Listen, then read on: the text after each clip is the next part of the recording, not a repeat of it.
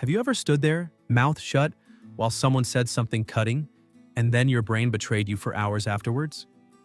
That small freeze feels like humiliation, like you failed at being human. Guess what?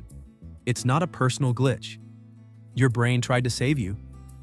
In the next 10 minutes, you'll learn why freezing happens, why that shame keeps replaying, and 3 simple moves that turn the deer in headlights moment into quiet, undeniable power. Stick with me, this isn't about being mean, it's about taking your nervous system back. Chapter 1. Your brain is ancient, not rude. When someone insults you, it's tempting to think you just lost your cool. Reality check, your brain is ancient, optimized for survival, not social finesse. For most of human history, being kicked out of the group could mean literal death. So, your emotional alarm system treats social threats like predator threats. In a split second, your emotional brain hijacks the steering wheel, blood reroutes from your thinking center, your heart rate spikes, and your vocabulary disappears. Example: you can ace a tough debate online but freeze when your manager lobs a passive-aggressive comment in front of everyone. That's your brain doing the job it learned over millennia, detecting danger and prioritizing survival over cleverness. This is not weakness, it's biology. Knowing that flips the shame script. You're not defective, you're wired. Chapter 2. The aftershock. Why the humiliation lasts hours. Here's the brutal truth most people don't tell you. The effects of that freeze can last hours. When your amygdala hits the panic button, stress hormones flood your system. They don't vanish instantly. So, you keep replaying the moment, feeling shaky, nauseous, or angry long after the insult. That replay isn't melodrama, it's your brain rehearsing threats, trying to keep you safe next time. Example: after a single rude comment, you might find yourself replaying and writing 10 comebacks in your head while your afternoon gets wrecked. Understanding the timeline that your body needs time to calm down gives you permission to be gentle with yourself instead of doubling down with the self-criticism. The sting fades. Biology explains it. That knowledge is the first tool. Chapter 3. Freeze versus pause. Same pause, different power. What if that freeze could become your intentional pause? The behavior looks identical from the outside, but the mindset is everything. A panic freeze is your system hijacking you. A power pause is you choosing control. When you pause on purpose, you let your logical brain come back online and you signal confidence, not confusion.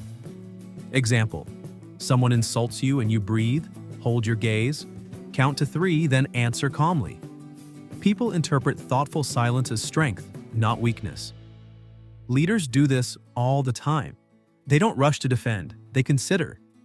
Practicing that tiny mental reframe, "I am choosing to pause," converts an embarrassing reflex into a strategic move. Chapter 4. The 4-second power trick. Practical steps. This is the toolkit. When someone hits you with a jab, do these 3 things inside a slow 4-second count. Keep steady eye contact, feel your feet on the ground, and take 1 deliberate breath. Those seconds buy you time for your thinking brain while telling your nervous system it's safe. During the pause, decide your intent. Set a boundary, redirect the conversation, or use curiosity to diffuse. Example scenario: coworker says, "Nice idea if you were 5 years younger." Instead of snapping, you pause, breathe, and respond, "That's an odd take. Let's focus on the problem we're solving." You didn't win an argument. You reclaimed dignity and steered the room back to work. The pause makes you look composed and makes the instigator uncomfortable in the right way. Chapter 5. Comebacks that protect dignity, not ego. You don't need a savage roast. You need frameworks that preserve your dignity and shift power subtly.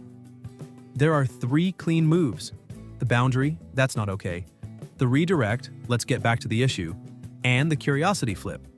I'm curious what you meant by that. Each keeps you in control and forces the insulter to either clarify, back down, or look unreasonable. Example: a friend mocks something personal.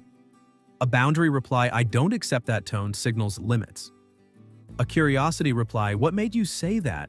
flips them into analysis mode, not attack mode. These are not tricks to manipulate.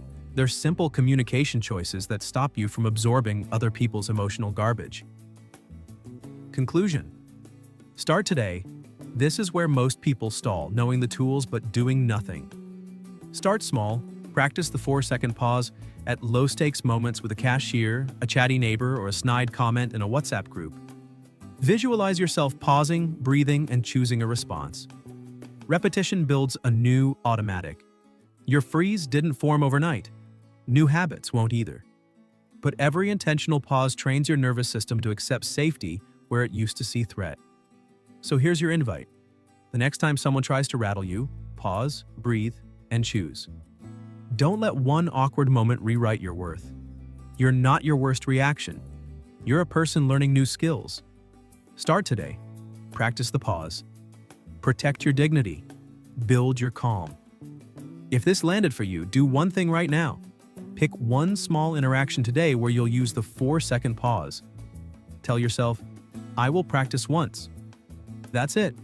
Tiny action, massive ripple. Pause in the comments. Don't wait until you're humiliated to change. Start today.